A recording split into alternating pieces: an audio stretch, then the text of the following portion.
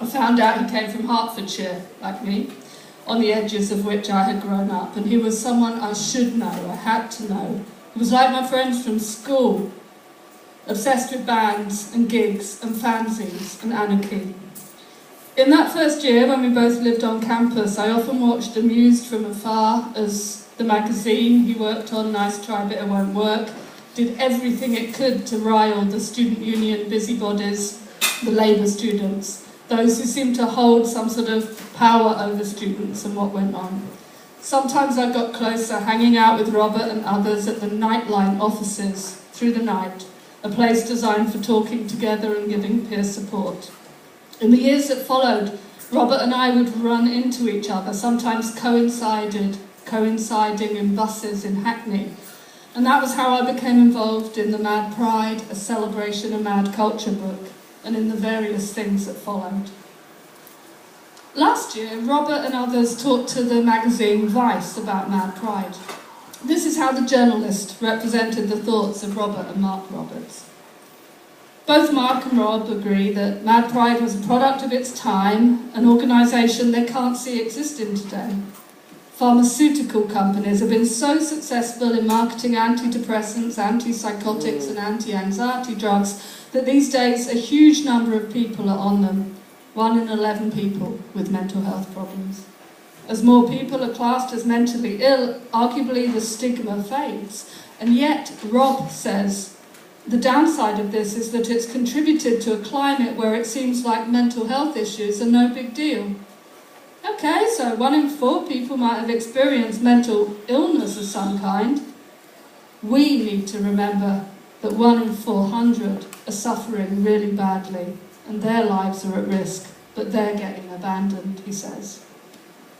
So Robert tried to move the discussion on, not to dwell in the past, but to consider the needs of now.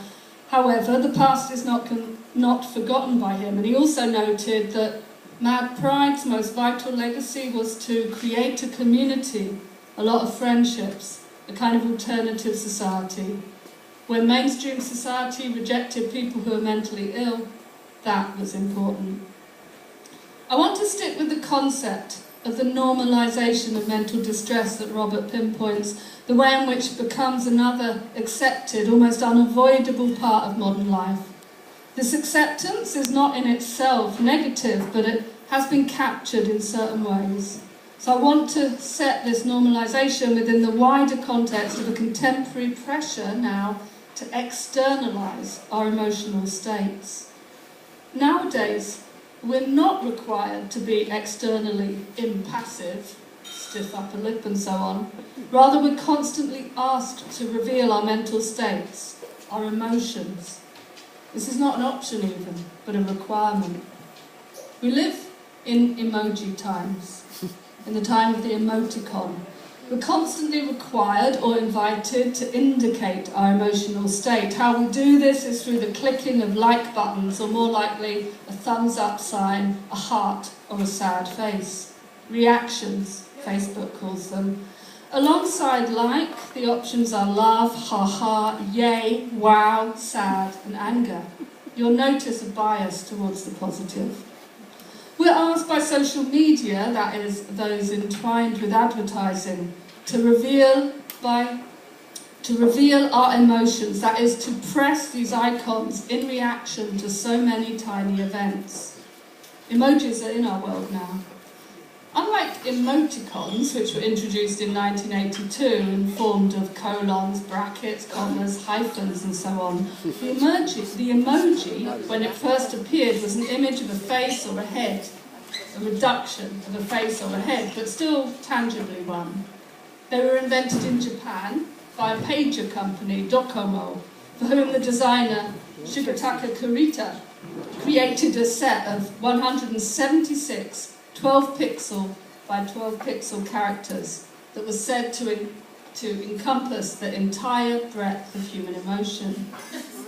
How is it that we so readily accepted that the complexity of emotions could be represented in tiny pixelated characters? How is it that we participate in rendering our emotions into legibility, into this visual language, which has its counterpart in the visual language of the face that machines learn to read to mine for data, and to instrumentalise. Of course, we've created emotions for the machines before, structured our own faces so that machines can read them, so that we can produce an image that we're trained to feel is appropriate. The photographic machine, the camera, deals in emotions, if not quite from the start, then from early on as it came to deal with smiles.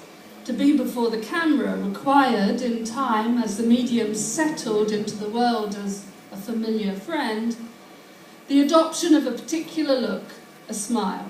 And smiles in photography have a history, and they have evolved. The smile, controlled and neat, comes at a certain point as a historical achievement of photography once the snapshot became prevalent and you didn't have to hold that smile for second after second for it to register. Most photographic imagery that circulates nowadays is banal, transitory, slips past the eye, and what's important about it may be less what it shows than that we look at it, that we are known to be consumers of it. For this relationship between looker and looked at is what is key, and there are efforts to monetize it. The smile that found its way into photography, the signs of emotional state that might flicker across a face are becoming operative today in new ways. Cameras have smile detection technology, another step along the way of intelligent imaging machines. Computing systems develop effectively through machine learning algorithms that can detect laughs, smiles, as well as all the negative emotions, and they adjust or adapt their functioning accordingly. There's one system called Smile Tracker, and its manual says the following. Smile Tracker is a system designed to capture naturally occurring instances of positive emotion during the course of normal interaction with a computer. A facial expression recognition algorithm is applied to images captured with the user's webcam. When the user smiles, both a photo and a screenshot are recorded and saved to the user's profile for later review. Based on positive psychology research, we hypothesize that the act of reviewing content that led to the smiles will improve positive affect and consequently overall well-being. So the computer develops to read and manage our emotional states. And this has been used in contemporary workplaces. I was reading about a Japanese rail company which trains workers in appropriate facial expressions for meeting the public and admonishes or fines them if the required state of smiliness is not achieved. So what might shatter this tight communication in which one inanimate thing assumes the ability to interpret the other animate one? How might it be disarticulated? Is there any room left, any room for manoeuvre? Or is the circuit of gazes, the machines on R1, too tightly drawn for anything to interrupt or break the views, the rules? What new gestures might we work on to confound the machine, even if just for our own amusement or for a laugh? We've made entertainment from our compulsion to externalise emotions. Films like Inside Out, where the production studio Pixar insisted on a maximum of 6 emotions to be personified as characters. So we got joy, sadness, disgust, fear and anger. There must have been another one. A selection at least slightly more expansive than Facebook's restricted palette, which tends towards the positive. A positivity, by the way, that Facebook's quite open about. It believes that positive responses are more likely to be passed around on social media platforms than negative emotions, and so the consumers are kept online, on board and on message, as it feeds into the algorithmic organisation of stories and targeted advertising, and as our private inner feelings are broadcast publicly and to entities way beyond our ken. There's the recent film Emoji. The film's narrative involves an emoji who lives inside a phone and whose mood fluctuates. He's unable to hold the still, unaffected face he's required to portray, the meh face. This emoji, who does not function correctly, doesn't show the appropriate mood symbol, has to be deleted. Of course, the narrative of the film finds a way to redeem the emoji's fluctuating emotions And the message is that we can be accepted for who and what we are, even if that causes a little instability in the world.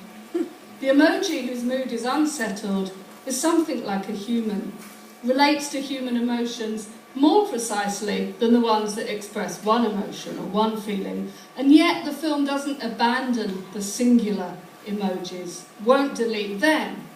They are the avatars of the smartphone social media world we've made, and they have too important a use. They have their uses for commerce, speeding up transactions online, and for emotional management, for seeking out vulnerabilities and targeting products or fixes at us in relation to them. It all becomes more sophisticated. The new Apple X is arriving with its Face ID technology, and that includes animojis, animated emojis, custom talking emojis based on the user's own facial expressions.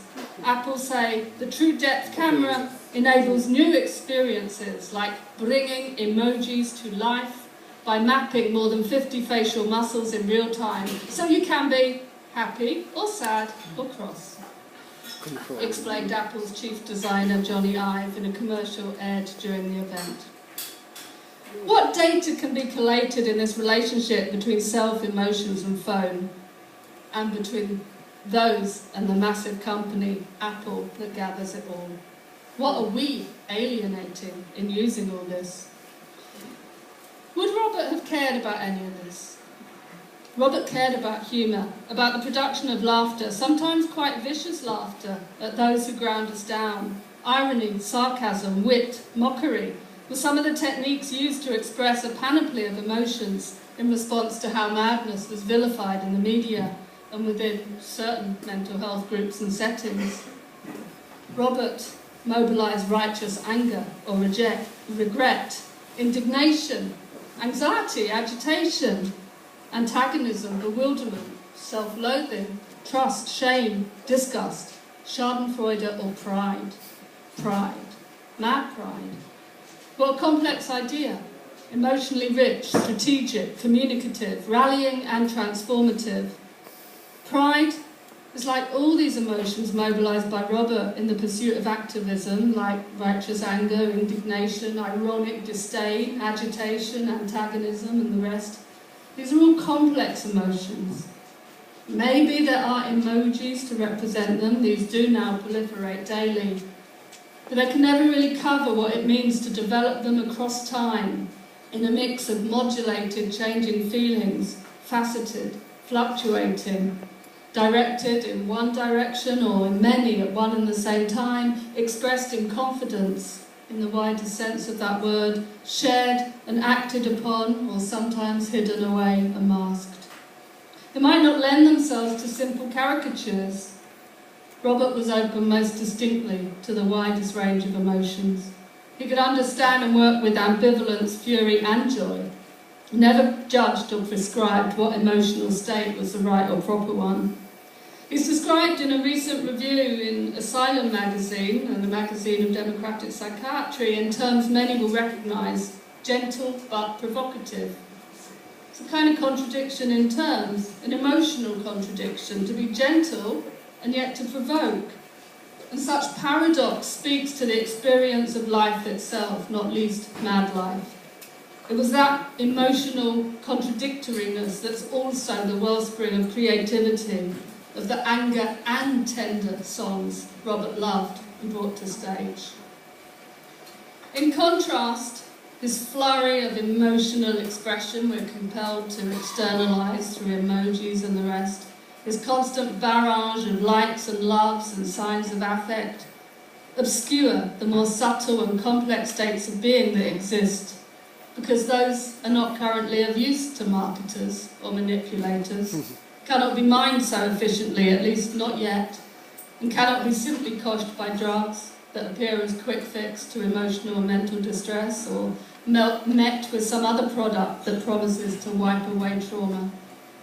This flood of emojis also leaves the smallest or no space for those to whom Robert drew attention in the interview I quoted from Vice. Those whose emotional or mental states are regarded as so far outside the grid, so beyond the limits that all that can happen, as Robert says, is that they get abandoned. What room for psychosis on the palette of emojis? What room for suicidal feelings? And if there were room, if there is room, how might these be perceived in the flurry of updates, memes and one-liners? Of course, suicide emojis exist. Maybe someone could communicate their intentions in this way, and maybe it would be seen or heard in the flurry, or maybe not. And maybe someone would respond, not just with a reaction emoji, but really reaching out, or not. I'm not here to dismiss the modes of communication of emotional states that humans or tech companies have invented, but rather to draw attention to what they say about the simplification of our emotional language and the ways in which it lends itself now to certain kinds of data capture and mining, and the ways in which the complex actuality of emotional states and the extremities of emotions can get subsumed in all this. In remembering what Robert did, we also remember how he made room for the complex actualities of the real existing states of madness, from gaiety to manic depression to pride. And also how we remember those on the edges of everything who he spent so many years fighting for and with, and who he brought centre stage, sometimes just for the simple emotional benefits of, as he was wont to say, having a laugh. So thank you. Woo! Yes.